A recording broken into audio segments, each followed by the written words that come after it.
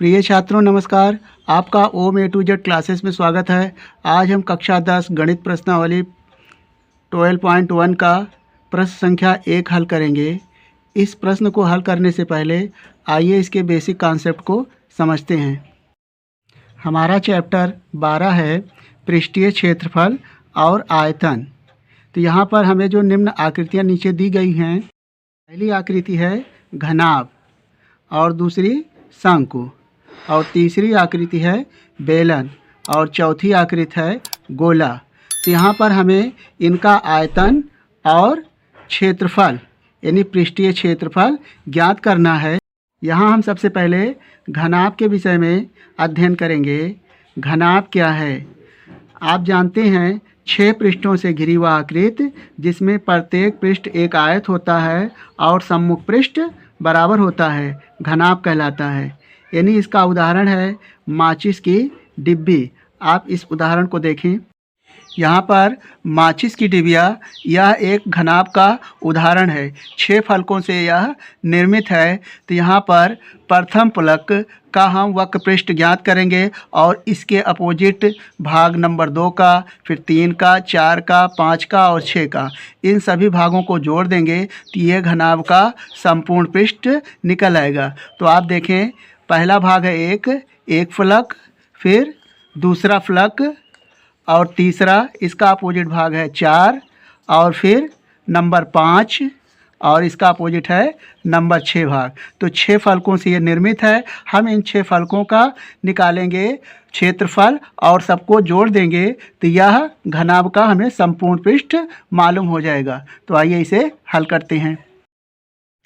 देखें, यहाँ पर घनाभ की जो लंबाई है L और चौड़ाई B है।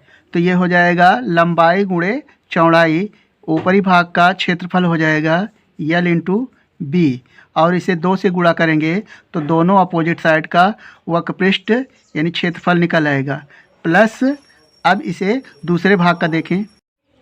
यहाँ पर नंबर 3 भाग पर देखें, इसकी ऊंचाई h है और चौड़ाई B है। तो यहाँ पर B गुणे h और इसे 2 से गुणा करेंगे तो दोनों अपोजिट साइड का क्षेत्रफल निकल आएगा। नंबर 5 पर देखें, ये इसकी लंबाई है L और ये इसकी ऊंचाई है h। इसका क्षेत्रफल हो जाएगा h, तो हो जाएगा 2L इंटू h यानी लंबाई और ऊंचाई, इसका क्षेत्रफल आएगा और 2 से गुणा करेंगे तो दोनों अपोजिट साइड का क्षेत्रफल निकल आएगा। अब इसे कॉमन लेते हैं तो 2 कॉमन लेंगे तो हो जाएगा LB plus BH plus EH, L लिख लें। तो यह घनाभ का संपूर्ण पृष्ठ आया। अब हम पार्श्व पृष्ठ ज्ञात करेंगे। लिखेंगे घनाभ का पार्श्व पृष्ठ। घनाभ का पार्श्व पृष्ठ या चारों दीवारों का क्षेत्रफल। यहाँ पर हम देखें, माचिस की डिबिया में जो पहला भाग और दूसरा भाग यानी ऊपर का और निचला भाग छोड़कर 4 इसकी जो साइड है उनका क्षेत्रफल निकालना है। तो यहाँ पर जो घनाभ के संपूर्ण पृष्ठ में पहले भाग को छोड़ दें 2BH और 2LH, यही लिखेंगे। तो 2BH और चौड़ाई और ऊंचाई प्लस 2 लंबाई इंटू ऊंचाई, ये हो जाएगा। यहाँ पर हम 2 कॉमन लेते हैं 2H, तो हो जाएगा B प्लस L। यह चारों दीवारों का क्षेत्रफल आया या पार्श्व पृष्ठ क्षेत्रफल। अब घनाभ का आयतन लिखेंगे। घनाभ का आयतन बराबर हो जाएगा लंबाई गुणे चौड़ाई गुणे ऊंचाई। तो L गुणे B गुणे H, ये घनाभ का आयतन है। अब हम ज्ञात करेंगे घन का संपूर्ण पृष्ठ, पार्श्व पृष्ठ एवं आयतन। पर हमने घन का एक फिगर बनाया हुआ है।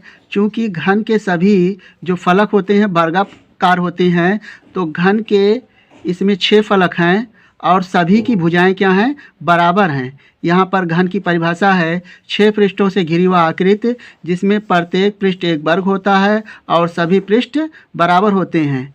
चूँकि घन की प्रत्येक भुजा बराबर होती है तब घन का आयतन हो जाएगा भुजा क्यूब, यानी लंबाई भी ये है, चौड़ाई भी ये है और ऊंचाई भी ये है, तो तीनों को गुणा करने पर भुजा क्यूब अर्थात ए क्यूब। घन का पार्श्व पृष्ठ हो जाएगा 4a² और घन का संपूर्ण पृष्ठ हो जाएगा 6a²। तो अब हम प्रश्न संख्या 1 हल करेंगे। प्रश्नावली 12.1 का प्रश्न संख्या 1 है। इसमें कहा गया ऊपर कथन में जब तक अन्यथा ना कहा जाए पाई बराबर 22/7 लीजिए, यानी हमें पाई का मान क्वेश्चन में यदि दिया है तब हमें रखना है अथवा 22/7 रखना है। प्रश्न संख्या 1 है, दो घनों जिनमें से प्रत्येक का आयतन 64 घन सेंटीमीटर है, यहाँ पर सेंटीमीटर क्यूब है, इसे हम घन सेंटीमीटर पढ़ सकते हैं, के संलग्न फलकों को मिलाकर एक ठोस बनाया जाता है इससे प्राप्त घनाभ का पृष्ठीय क्षेत्रफल ज्ञात करना है। तो सबसे पहले हम इसे एक चित्र के माध्यम से समझते हैं।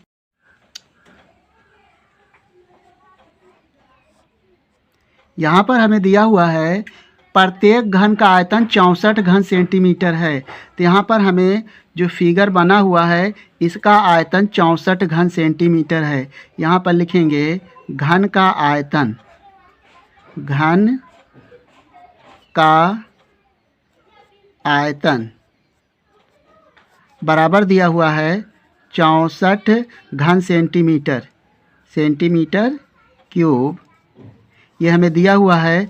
तो घन का आयतन का जो सूत्र होता है अभी हमने बताया था भुजा क्यूब, अर्थात इसमें भुजा ए है तो इसका जो आयतन हो जाएगा ए क्यूब बराबर हो जाएगा 64। अब यहाँ से हमें इसका घनमूल निकालना है, इसलिए ए बराबर हो जाएगा घनमूल, यहाँ पर यदि वर्ग रहेगा तो इसका रूट इस तरह चिन्ह बनाएंगे, यदि इसका घनमूल निकालना होगा तो ये 3 यहाँ पर लिखेंगे। अब इसे हमें इसका घनमूल निकालना है। यहाँ पर देखें, इसे इसका हम अभाज्य गुणनखंड कर लेते हैं 64 का। 64 को हम 2 से काटेंगे तो हो जाएगा 32, 2 तिहाई 6, 2 दूना 4, फिर 2 से काटें, 2 एकम 2, 2 छंग 12, 2 से काटें, 2 अट्ठे 16, फिर 2 चौको 8, 2 दूना 4 और 2 एकम 2।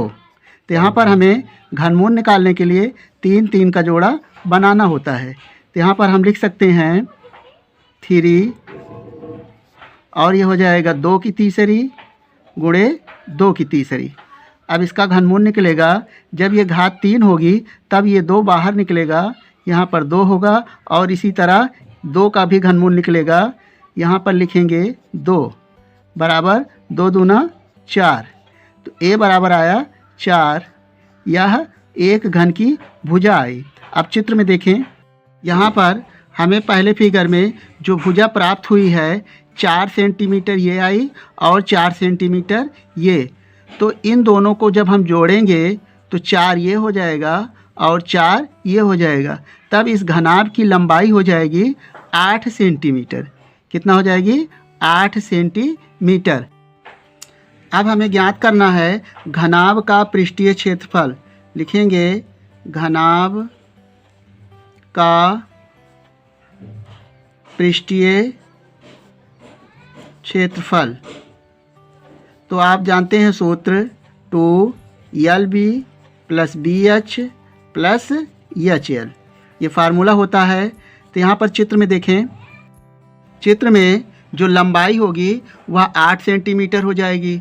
चूँकि घन की जो प्रत्येक भुजा है वह a बराबर 4 है, तो यह 4 है तो यह भी 4 होगा, अर्थात जो घनाभ की ऊंचाई है वह भी 4 सेंटीमीटर होगी और चौड़ाई भी 4 सेंटीमीटर होगा। तो हम b के स्थान पे 4 लिखेंगे और h के स्थान भी 4 लिखेंगे। तो यहाँ पर इसका प्रयोग करते हैं। अब लिखेंगे 2, लंबाई आई है 8 सेंटीमीटर, तो यहाँ 8 लिखेंगे, चौड़ाई 4 है प्लस चौड़ाई 4 और ऊंचाई भी 4 है प्लस h 4 और लंबाई है 8। अब इसे हमें सरल कर लेना है। ब्रैकेट में सबसे पहले गुणा करेंगे, 8 का 4 में तो हो जाएगा 32, प्लस 4 का 4 में गुणा करेंगे तो हो जाएगा 16, और 8 में 4 का गुणा करेंगे तो हो जाएगा 32। अब सबको जोड़ेंगे, 2 6 2 8 2 10, 3 1 4 4 3 7 और एक हासिल 8 होगा। इनका गुणा 2 में करना है, ये हो जाएगा 2 अट्ठे 16, 160, और इसका मात्रक हो जाएगा वर्ग सेंटीमीटर। चूँकि भुजा सेंटीमीटर में है तो यह घनाभ का पृष्ठीय क्षेत्रफल आया 160 वर्ग सेंटीमीटर। या इस प्रश्न का आंसर आया। हम उम्मीद करते हैं कि आपको इस प्रश्न का हल समझ में आ गया होगा। आपका अपना किसी भी प्रकार का सुझाव डाउट हो तो हमें कमेंट करेंगे। मिलेंगे एक नए वीडियो के साथ। जय हिंद।